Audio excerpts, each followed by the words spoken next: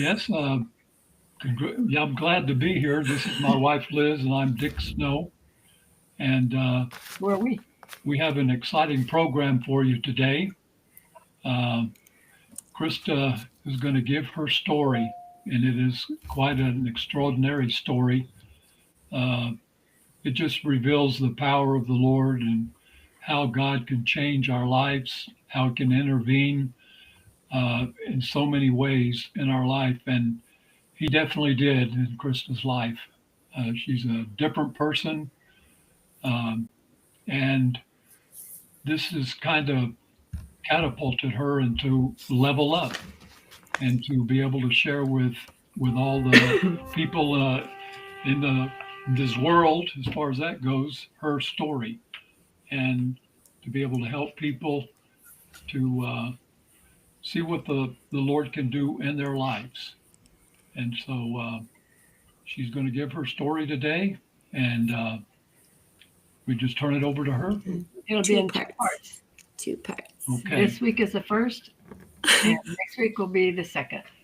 Yeah, that'll be the more emotional one. So, drum roll.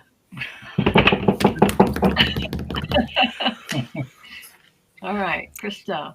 I'm not looking forward to this, to be honest. This is extremely hard for me. Um, I was not cut out for this public speaking thing. My legs are shaking, my hands are clammy, and I need deodorant. Like, this is really scary, guys. Like, just ask Marcus and my parents and Juju. This is something that is really difficult. But you know what? It also is. It's powerful because God asked me to share my story, and despite my weaknesses, despite my insufficiencies and deficiencies, in not being able to think I can do this well, I know I don't have to do this well. All I have to do is share my story. And that's what God told me to do. So, what are we talking about first? Childhood. What do you want? Can you tell us a little about your? Okay, so I was homeschooled. This is a thing in and of itself. I was homeschooled. People would be like, "Oh, you get to do school in your pajamas?" No, no, no. That is not a thing. I am up at 6:45 in the morning. I am doing school by 7:30. There is no pajamas and like slacking off and stuff. So I was homeschooled and I was sheltered, which is one big part of my childhood because that's something that most people don't have, which is being homeschooled all the way K through 12. Like most people have, so, even my brother, he had 1 year of school where we dropped him off at the bus as a toddler. Like, and so he's like, I've been on a school bus. Well, Krista just went on a school bus for the first time at the Amigo Air Show last fall, like at 37 years old, like the first time on a school bus. So I have an interesting perspective being sheltered. But I also feel like my childhood was just amazing. Like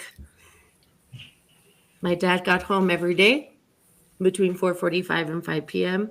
We sat down for family dinner, Monday through Friday.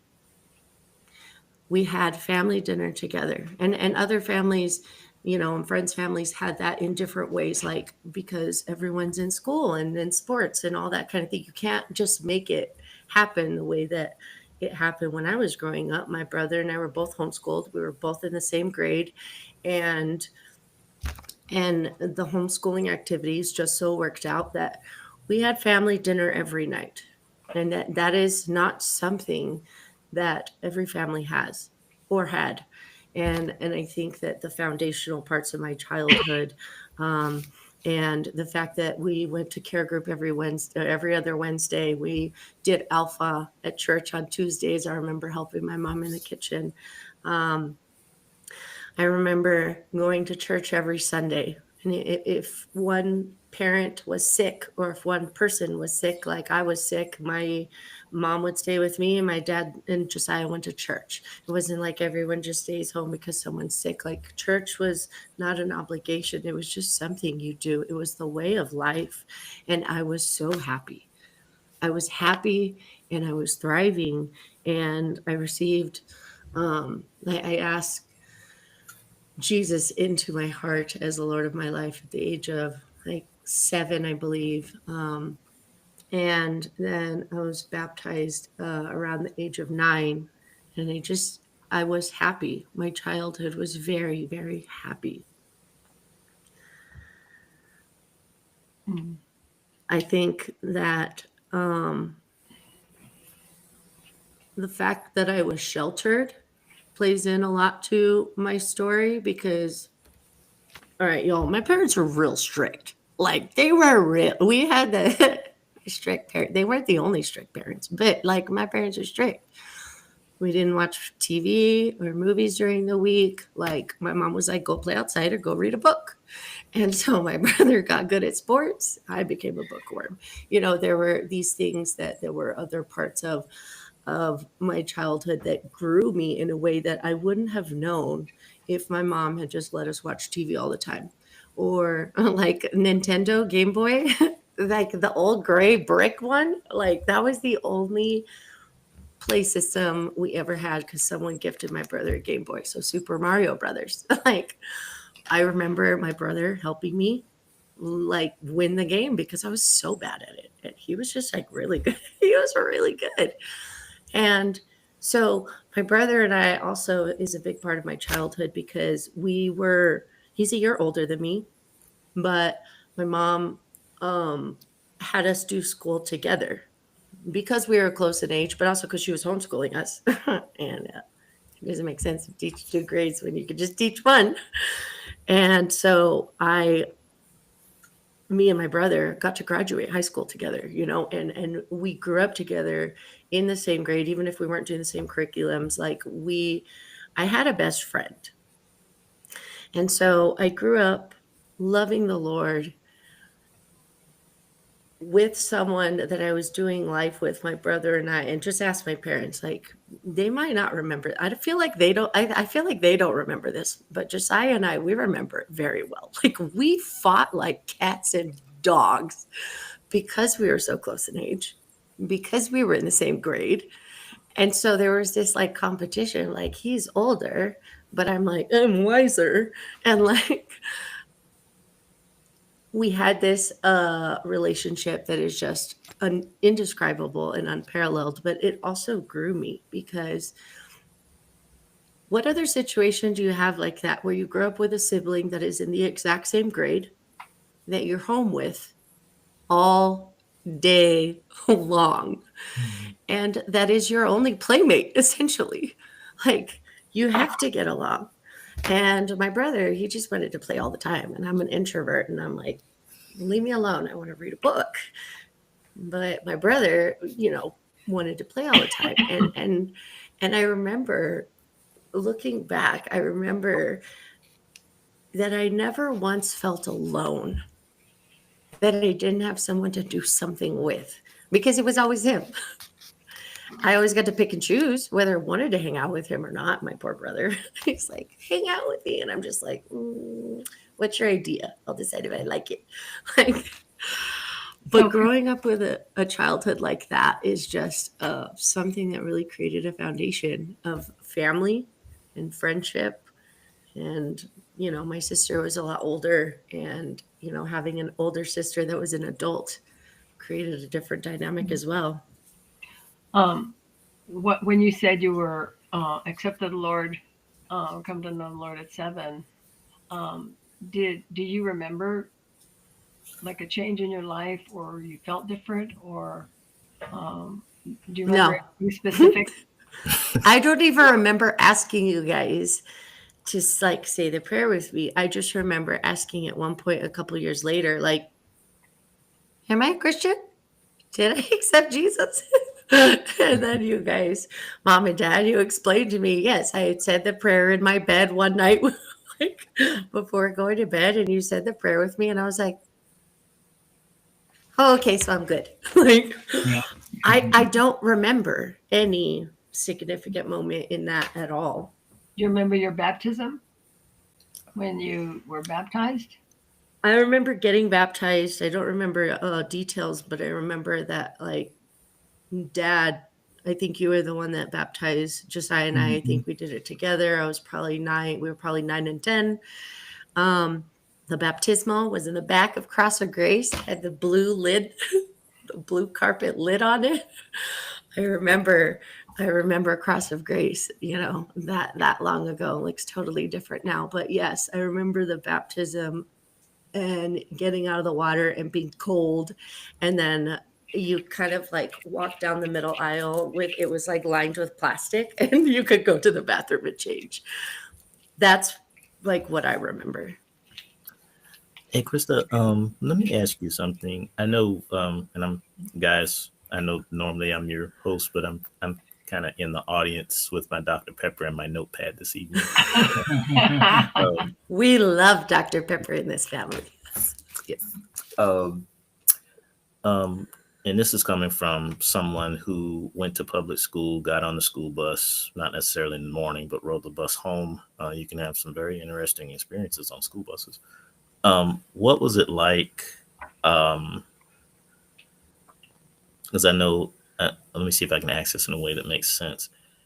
What was it like just having the home environment and basically when you learn English, you're learning it from your parents. When you learn math, you're learning it from your parents. When you learn social studies, when you get into geography or the different subjects that children deal with as they're going through school, what was it like? Or how, I guess, how is it different for you versus somebody who's going to public school, getting on the bus every morning, coming home? Maybe you had an argument with somebody, whereas, being at home in a loving family, you're not necessarily having the contention of the day, if that makes sense. Did you notice any differences in a typical day as to somebody else that dealt with public school? I think growing up, I didn't really think much about it because for me, my perspective was I could go to school and be in school till like 3:30, 4 p.m.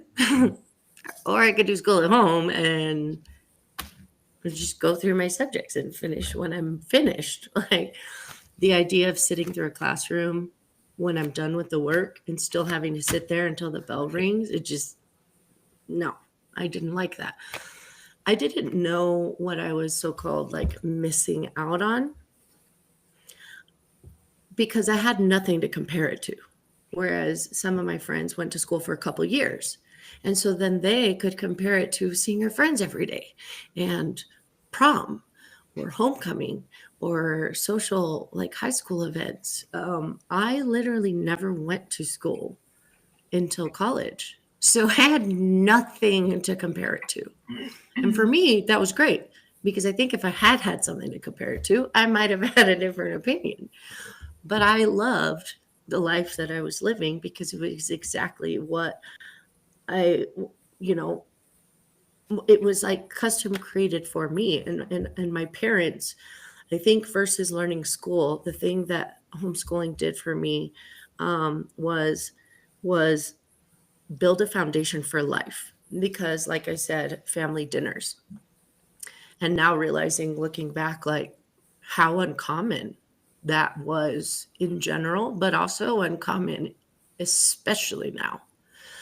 Um, and it was a given for us. Going to church was a given.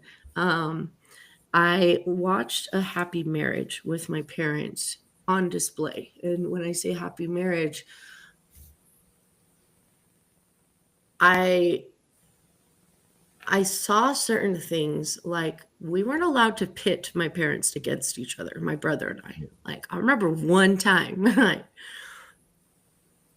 mom said no or dad said no and then we went to the other one. I think mom said no probably. And then we went to dad and he said yes. And then we tried to like go to mom and be like, dad said yes. And we got in major trouble because mom had already said no to us.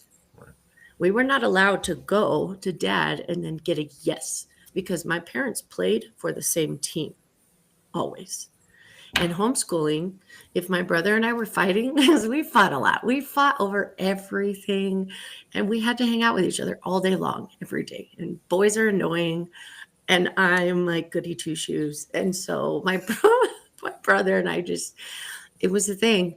And so we fought, but I lost my train of thought.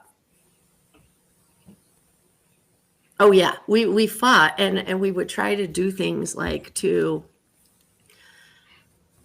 tell our parents, one story or part of a story or whatever, and we couldn't because there was two of us, and there were two parents who played for the same team, and we could not go to one and get one answer and go to another and get another. And in our other families, like friends' families, there were families where it was dad had the final say.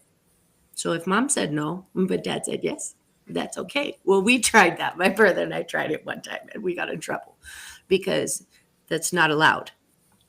My parents stand for each other. And when I remember where I was going with this earlier, when we would fight, my mom would call my dad at work if it got bad enough, and he would literally leave work and come home to deal with the situation. That's a partnership.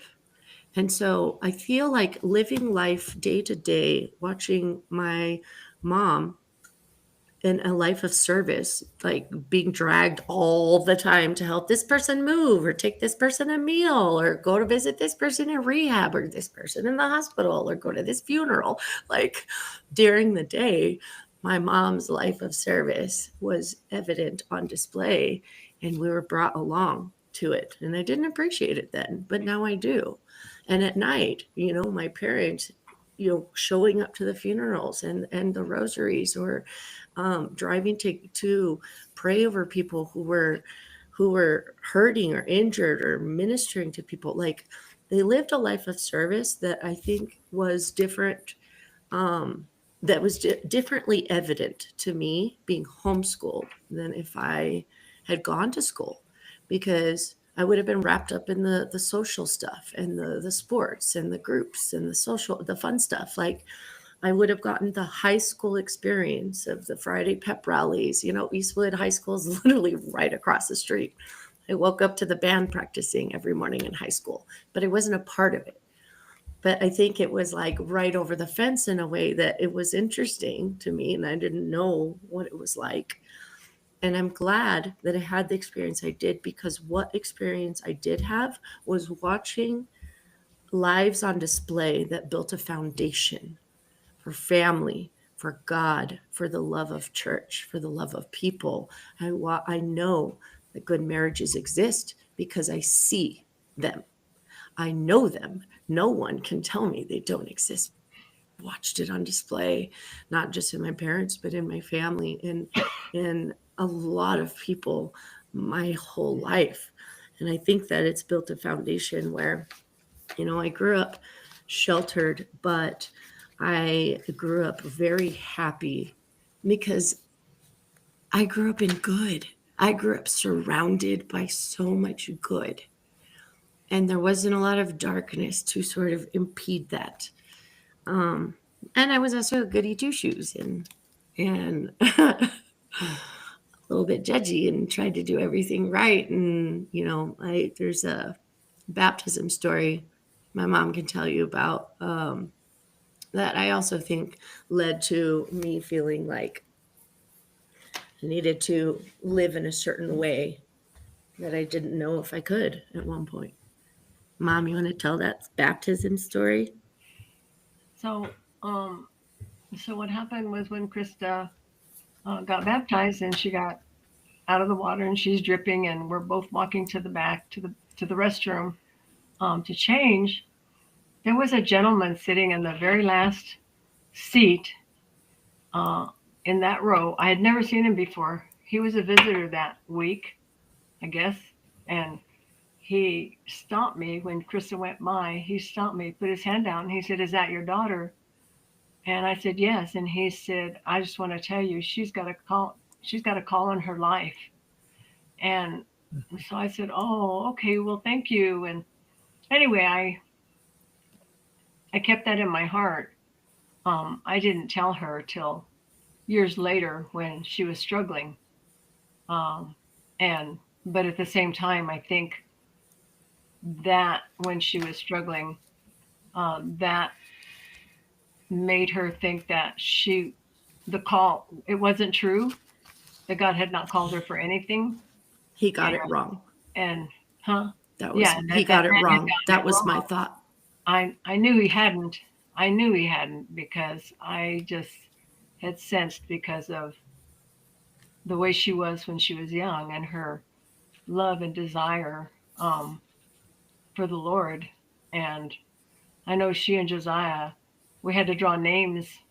I mean, every week her birthday was on an odd number, his was on an even number, and so they would fight to sit in the front seat. And so the only way I could figure out, and we couldn't say, well, take turns because sometimes we didn't go in the car that day. So now they were fighting because, well, we didn't go yesterday, so it's still my turn, and blah blah blah. So I I told you finally we said, fought. okay. I said, okay, whatever. It doesn't matter what day it is. If it's an odd day, Krista, it's your turn. If it's an even day, Josiah, it's your turn. If you guys keep driving on the same time, and that's because it's that day. So, but I can't remember why I even told that story, that part of it. Because one time I think I was sitting in the front seat, probably, as Oh, I assume where yeah. it's going. So, right. So anyway, I had seen her, um, and even in her journaling, in her little book, because they had to journal in the mornings before school. They had to read It the was a word. requirement, not an option. Yeah, and write down what God had said or was speaking to them, or just what they had read. Anyway, she would always be telling me and sharing with me things. And when it was her turn to sit in the front, she was always talking about theological things. She wanted to know about this or that, and so we had a lot of conversations, theological conversations that we shared together. So I knew when that man said that there was something that God was calling her to do. I didn't know what it was, but I just knew there was something specific. So we can jump to high school, Krista, because if you can tell a little bit about high school, because at the end of your high school, things began to happen in your life. What were those things? Yeah, I think during high school, there's a few different factors that came into play, like the purity culture and the my kids dating goodbye and courtship starting to become a thing during my high school years. That was a factor where I sort of started to have this idea because I wanted to follow in my parents' footsteps and I wanted to have a family and raise kids and homeschool them just like we were. Like I saw the goodness in that. And I think I started to have this idealistic view of my life ending in marriage, or leading to marriage, and I didn't even consider anything else. I didn't consider, oh, what if homeboy doesn't come along like when you expect him to? What if you start a career? What if you become an older single? I'm like, I didn't consider any of that. I thought that I was going to get what I wanted, and that was how it was going to be because I did everything right. I went to church every Sunday. I read my Bible. I didn't do anything super sinful. Like I didn't know what I didn't know, and I loved God, but I never considered what would happen if I didn't get the life that I thought I wanted, deserved, any of that. I never considered any of that. And I never considered how my own feelings about God were conditional, whereas God's love for me is unconditional. My love was conditional because it was based on what I thought God was going to give me when I did what I thought I was supposed to do. And I wasn't asking for anything bad. I didn't understand why it wouldn't happen. And then it didn't, but in high school, I had this very idealistic view of my life and leading to marriage and kids and, the whole rom-com. Those movies mess you up sometimes because life is not like a rom-com. And in high school, I had that idea. And after I graduated high school and started college, I think that's where the culture shock really started, because I just thought I was going to live happily ever after. And I was not. I wasn't going to be a problem child. Okay. If there was going to be a problem child in the Snow family, it wasn't going to be me. Hello. So what? Here I am. You had shared that there was an area in high school where you didn't realize it at the time, but later that you began becoming bitter because friends were pairing off and you were kind of left behind. Yeah. The I guys. think I felt like nobody wanted me because I always ended up being the wing woman that guys would talk to then talk to my friend. Or because I was easy to talk to, but they never wanted me. They wanted someone else. And I think as people started pairing off, or as things like that, very minor things started happening, I think it started building a spiral of these feelings of you're not good enough, you're not pretty enough, you're alone. And I think it started building these spirals of those feelings despite truth, because, I believed it and I didn't question the things as they happened. Well, Krista, that guy wanted your friend. Did you even want that guy in the first place? No? Then why are you upset that he didn't want you? There's these things that happened that I made such a big deal of in my own mind that then, in high school it was minor, and just these feelings of feeling misunderstood or rejected or never being chosen, by a guy, and guys not wanting to date me or whatever. I think that those things led to the bigger spiral later on, anxiety and depression and things like that. But it started with small things that I took to mean more than even maybe they were at the time. And I just let my feelings take over. And my feelings drove my reality into my college years. So what happened in the college years? I think that's where I really started to walk the line, because we had a thriving singles group in the church, and it was amazing. We hung out on weekends. We saw the Christmas lights together. We went out to lunch every Sunday after church. We went to play sports at Album every Sunday. We were a close-knit group, and it was a big group, like 20 of us that would regularly hang out. And I had strength in that, and I had strength in the friendships within the church. And I went to church still every Sunday.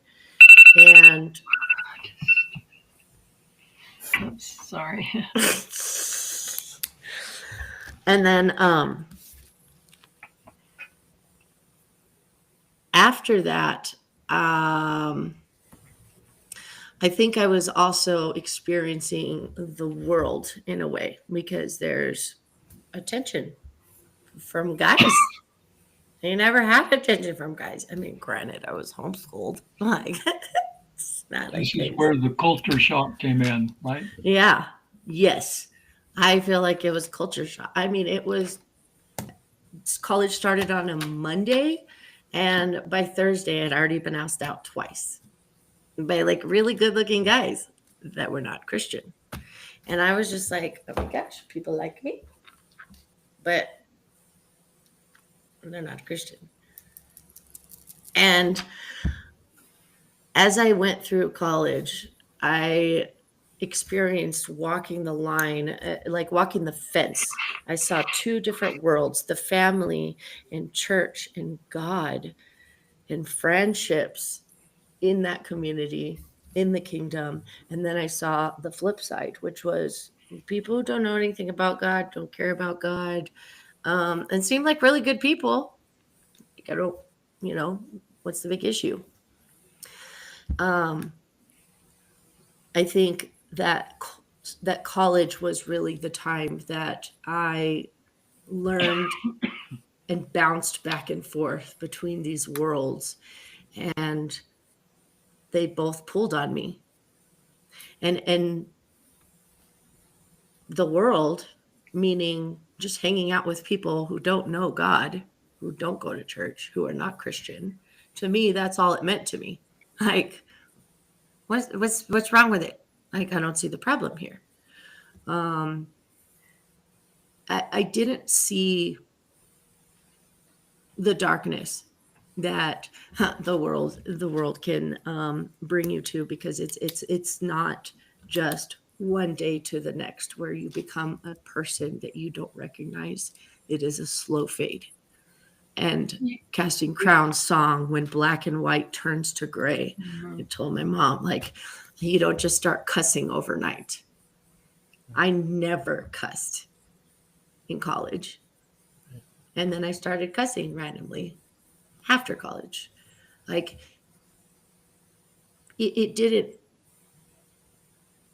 didn't seem unnatural, because I was so in the world of things like alcohol, drinking, partying, smoking, dating, sleeping with people randomly. Like there's this world out there that I did not know about, and I wasn't scared of it, because I didn't know there was a reason to be scared of it until I became a person that I didn't like anymore, because I was a person who was doing things that I wanted, regardless of whether they were right or wrong.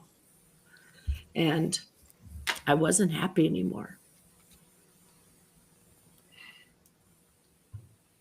I think the root of bitterness that, started from me not being chosen, not getting the husband I wanted. I think it led to me accepting validation from the world, whether it be attention from guys that are not Christians, or networking and having a fancy name for myself and a fancy car and international travel. Like, I had the life that so many people say makes you successful. I remember hearing people be like, oh, you're a director? Oh my gosh, you just went to Ireland for 3 days, like fancy sports car. Man, Krista, I'm jealous of you. And I remember feeling, to several of the people that told me that, I'm jealous of you, because they were a mom with a family and a husband. And that's all I wanted. And I felt like I was just doing this life because this was what I'm good at. Obviously, the dating thing, I'm not good at that. And so I fell into things that I felt like I had to do because, well, I might as well get my graduate degree. Don't have a husband or kids or anything else. Like, might as well do that. I think my bitterness grew because I did things that I never wanted or intended to do with my life. I didn't care about success. I didn't care about money. And when the church thing didn't work out, so to say, and the thing that I always wanted, a husband and family and kids and the white picket fence life, the American dream, so to say, too, I didn't get it. And then I felt rejected by God. I felt like he didn't love me. And then I was good at something else. And so I I started feeling the distance from my family because I found validation in the money and the success and the people and the accolades. And it was just crazy to me because I realized once you get to the top, so to say, of success, it's not all it's cracked up to be, because then people are jealous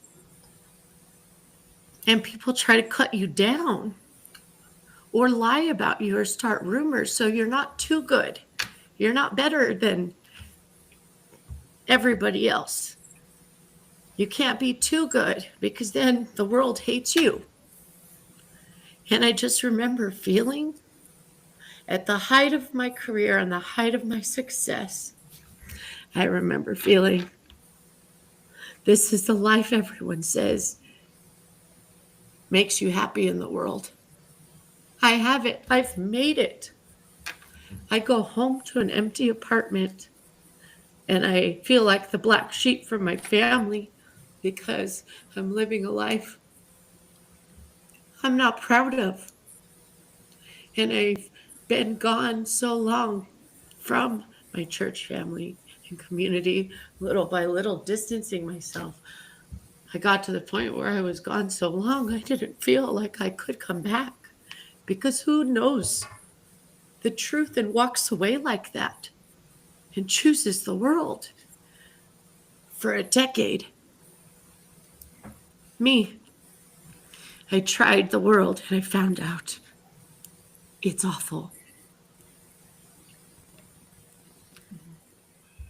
So you had success, money, supposed friends. Looked like you had made the mark. What happened? I feel like it's the fall from grace. Um, I had these two sections of my life where I was happy in my childhood for a specific reason. And then I was happy in my success life for a reason. And those two reasons were completely different. So in my childhood, I was happy because of the deep down happiness I had. Doing what's right made me happy. It gave me happiness. It gave me deep down joy. And this business success of the world and the networking and the accolades, it gives you the validation from people. And that was two different lives and two different versions of happy, because when you let people validate your happiness, you always have to have more of it. And you have to go out and do things for people so that they're thankful and they're happy for you, without considering whether or not these people are good for you, whether this is life-giving. I had two different versions of happiness. And 5 years ago, one by one, I lost all of the reasons for my success world happiness when I left my job at UTEP as a director. I left it for a job with the health hospital here in El Paso, and it fell through and didn't get approved in the budget. And so 3 months into waiting for that job to start, I was starting from square one, like zero, of looking for a job.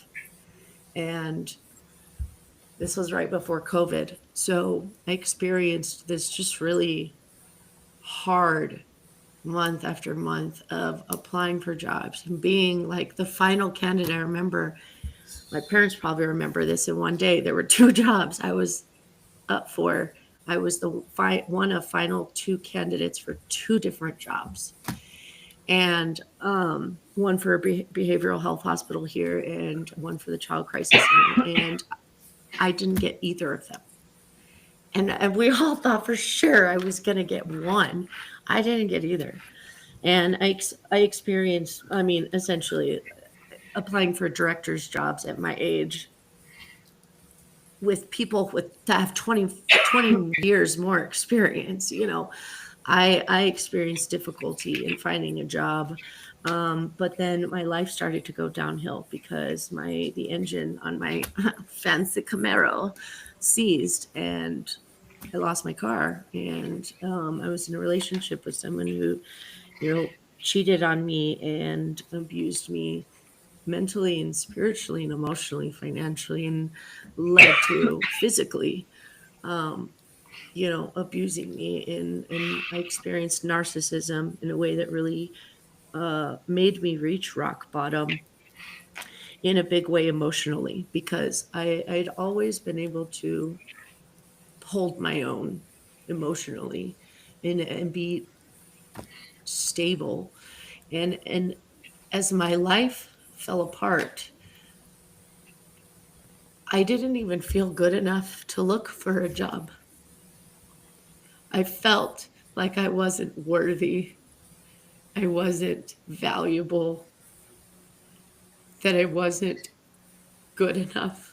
I felt like the common denominator between so many problems. And I was to blame. And I knew it. And I didn't know how to reach out and ask for help. And my life just continued to spiral in different ways, leading to me getting a DUI in May of 2019. And that experience, along with the others of my life just falling apart and feeling like it was shattering, it made me feel like I hit rock bottom in a way I'd never had before. And that's really when I started coming back home, crawling back to my parents. I'll never forget when my dad picked me up in my apartment and I was just bawling. He was like, "You want to go home?" And I was like, "Yes." I didn't even grab a bag. I just grabbed my purse and he brought me here. And they talked to me and I told them about the DUI. And they welcomed me home despite my brokenness. And then in 2021, I felt God and his touch welcoming and loving me in a really dark moment, as I did 7 days in jail instead of probation to take care of that. And then came the turnaround. Why did you end up with jail instead of the probation?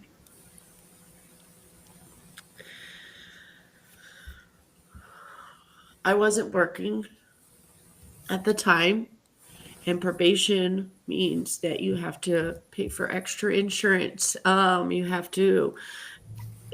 couldn't afford financially, I couldn't afford the extra cost of probation.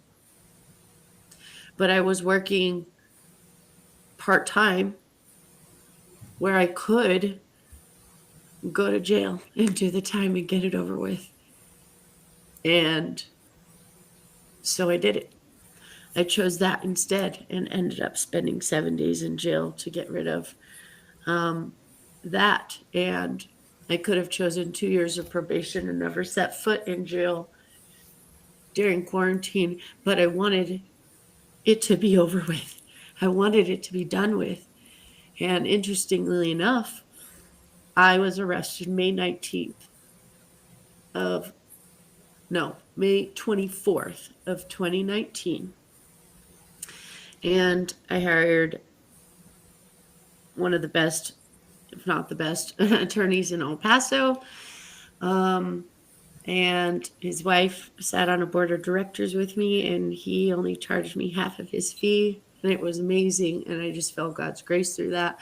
But after 2 years, granted, you have to remember this was during COVID. So 2019 to 2021, my check-in date ended up being May 24th, 2021, exactly 2 years. The chances of that happening with court date set and the judge set the date for me to check in on exactly 2 years after I had gotten arrested. And I just saw the significance and redemption in that.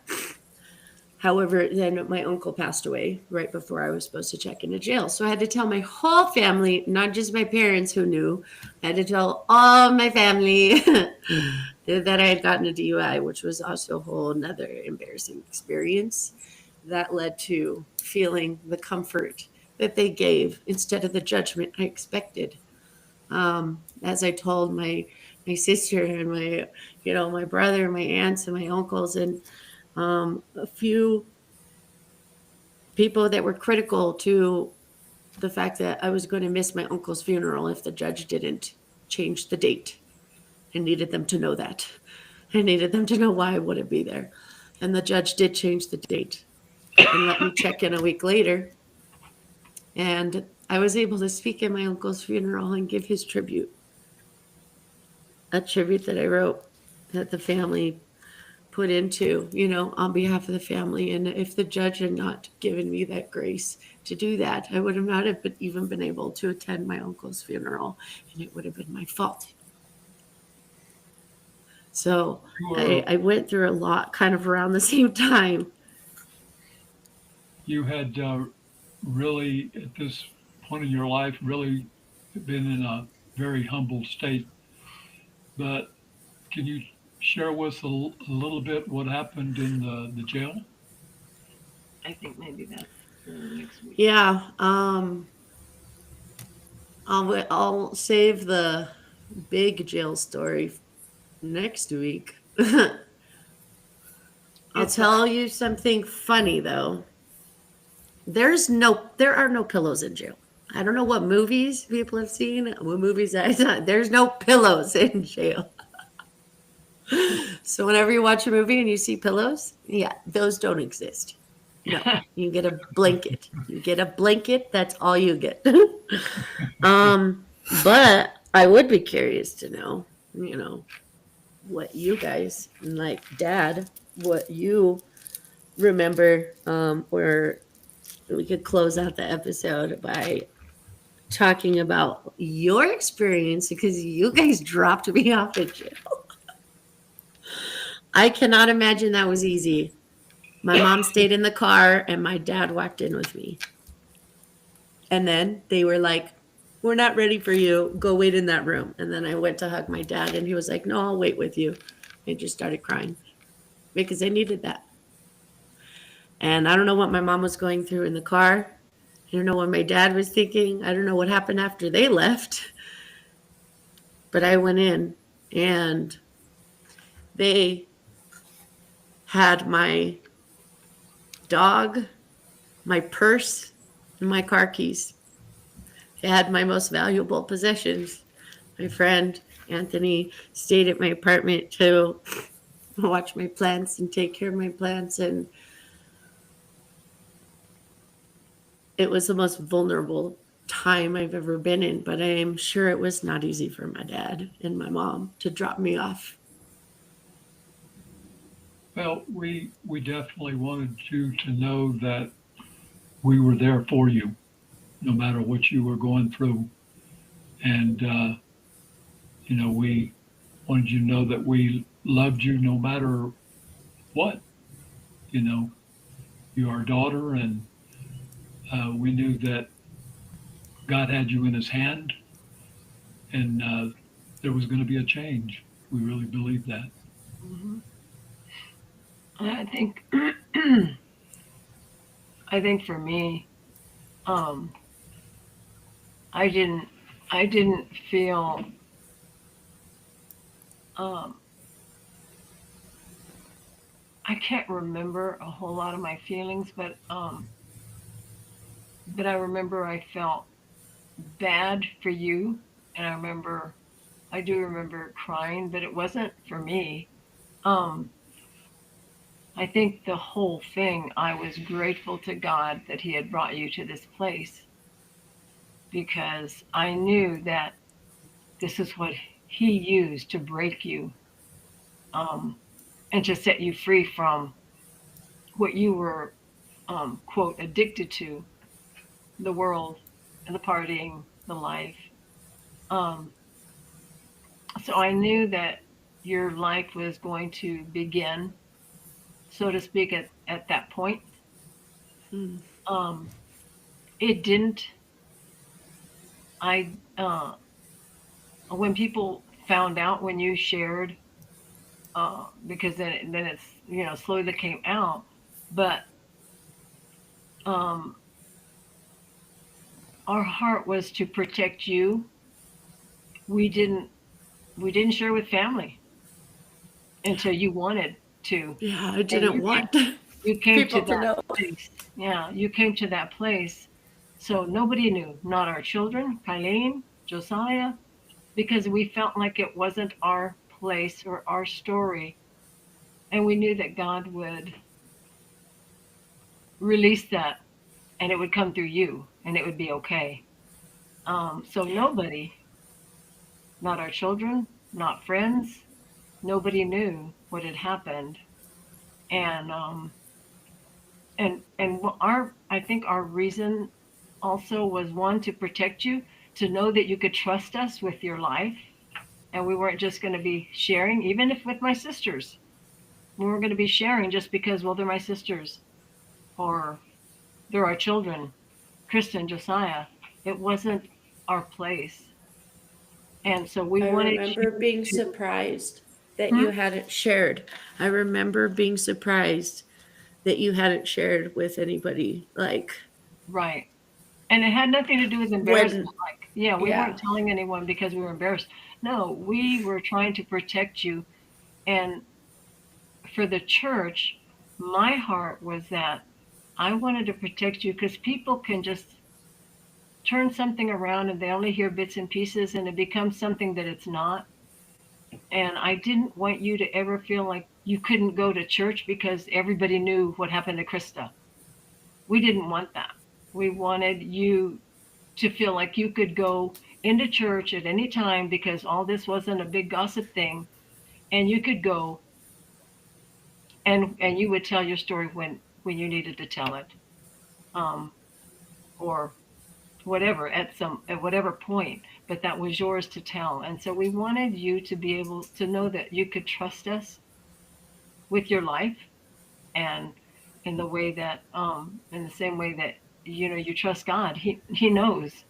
God knows everything about you, and we wanted you to know that your life was, it was precious to us, and we wanted to be careful on how we handled this for you and going forward. And I think that the Lord did His work, and whether or not it got out there, I mean, but it doesn't matter because we know that um, from from us we protected you until you could tell what you wanted to tell when you wanted to tell it. Um, so I yeah. think, yeah, And I definitely felt that for sure. And it got out there. I mean, yeah, I had friends texting me afterwards because I have the worst luck in the world. I've always said that. Well, even with a DUI, I have, because there's a Facebook page called 915 on Blast, and they post the weekly mugshots. So only the first four of like the list show. Guess who ends up on the first four? Yes. Yeah. Yeah. Yeah. Yeah. I remember the two texts I got. Well, one from my best friend Becky, and she was like, dude. And I was like, I don't want to talk about it. And yeah, it was exposing, which, I mean, there's consequences. If I yeah. wasn't doing anything wrong and I hadn't have broken the law, I wouldn't have been on 915 on Blast. Well, and we've only got like, what is it, a few minutes, but I think 5.5. 5.5. Five and a half, exactly. I think But I want people to know that next week Krista meets the Lord in a dramatic way. Um, he becomes her all in all. He becomes her rescuer in the time of loss. Hmm. And I think that's the warning, right? So meet us next week and hear the tremendous story of God's redeeming love, Krista in jail, and what God did in that place. And it is a beautiful story. Mhm. As ugly as it sounds, it's a beautiful story. Yeah, you know, the movie Ernest Goes to Jail. This one's Krista Goes to Jail. All right. That's all, folks. We love everybody. Thank you Take for care, being with us. guys. Thank you so much. Okay, you guys have to end it. Okay. Bye bye. Bye. The jail story.